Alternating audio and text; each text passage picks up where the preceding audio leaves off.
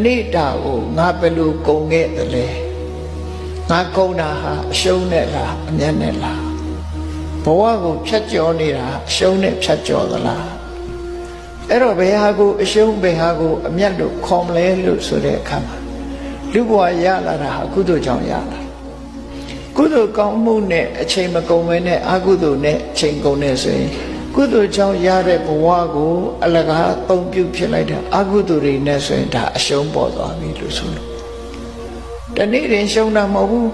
tatat ta long long cha bi so yin akudo ri ne ri so yin shung ni bi ayen ha shi da ko so ba do atai bwa ka dana kaung mu lo lo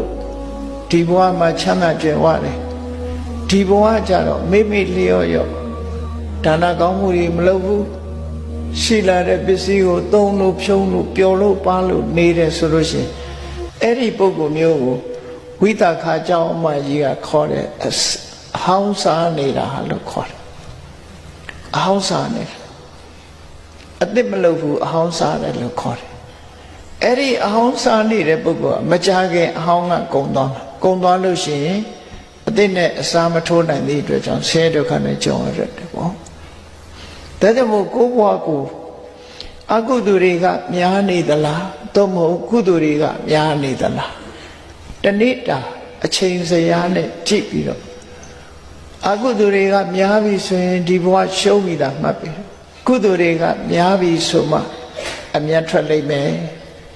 အေးကုသိုလ်တစ်ပိုင်းအကုသိုလ်တစ်ပိုင်းဆိုရင်တော့ဒီပြောရမယ်ဆိုရင်ကုသိုလ်ကြောင့်ရတဲ့ဘဝမှာအကုသိုလ်ပါနေတယ်ဆိုလို့ရှိရင်လည်း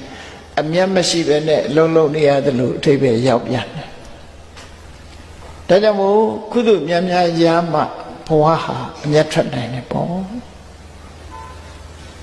မြတ်စွာဘုရားကဒါကိုတွေ့ခိုင်းတယ်